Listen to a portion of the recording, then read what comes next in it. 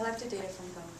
But are these four the profiles types were just about men? Yeah, just men. And you know, we were very ambitious, and initially we were going to do the exact same thing for women as well, because we have the data to do it. But there was not enough time to kind of go through that process for both men and women, so we prioritized men as kind of the primary target, and we used the information from women to kind of supplement some of that. So for the needs, for example, we pulled out some of the kind of key findings from the women's interviews as well, and they really complemented the information coming from the men. They really did. For the brand perceptions too, we used data from the women's questionnaires. I have 3 short methodological questions. How long were the interviews, and how did you find the people, and how much did it cost to do the data collection? Well, the first question, and it really depended. Right. I mean, some interviews were half an hour, and some of them were an hour and a half. I mean, it really kind of depended on the person being interviewed. But they were a bit long. Mm-hmm. I think that was my fault, because I kept on adding and adding. Mm-hmm. The second question was how they were recruited. Okay, so as I said, this was kind of aiming high, and we recruited people at through employers. We have a kind of like a workplace program, and we found companies that had a relationship with our workplace program but did not have a workplace program there, because we didn't want people to just give us canned PSI answers. So we went to different workplaces to recruit people. We went to universities to recruit people. So it was kind of, it wasn't extremely systematic recruitment, because we were basically looking for the right profile of person. And the cost. I should preface this with saying that research in Mozambique is very expensive. But all of this was under 8,000, and that included travel to Nampula, and that adds a lot in Mozambique. Air flights inside the country are very expensive, so it was relatively expensive.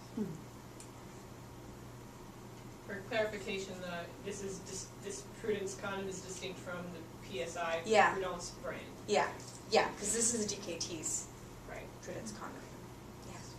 Are these just the 3 biggest players in the market, or are these the 3 only players in the market? No, they're the 3 biggest players on the market. There are a few other condom brands. Durex is, you can find Durex in some really like elite pharmacies, but Durex, like a 12-pack of Durex is like 600 met, and our condoms 3-pack is for like 5 met. So, I mean, it's like a different league.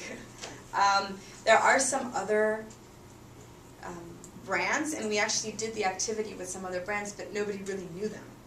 So we'd show them like the packaging, and they're like, I've never seen this ever. And some of them they kind of look like rip-offs of brands of other countries or other places. They have like French text in it, and Benoit is French, and he was reading it, and it was like misspelled French or French gibberish. It didn't really say anything on the package. I mean, really strange. You can find some other brands, but really these 3 are kind of like.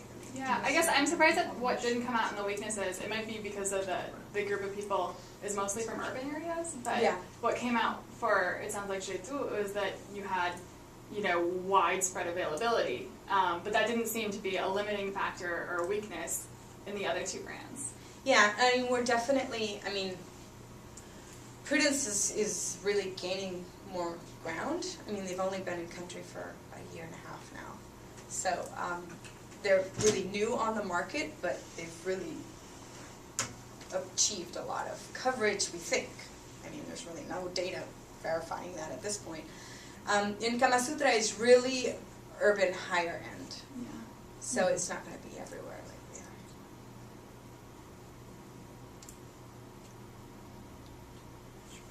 How much would it cost to buy condoms that don't cause irritation and don't break? To procure them, not to buy them at the consumer level, but the procurement level, since we have some procurement people here. I mean, people have different reactions to different condoms, and for the most part I would say that anything we procure does not cause irritation. Okay. For the average person. But I think probably what happens is you have some people, maybe More 1 out of 100 who has an allergic reaction and then says to their friends, hey, it was this brand that did it, and really they're going to be the only one who gets that reaction.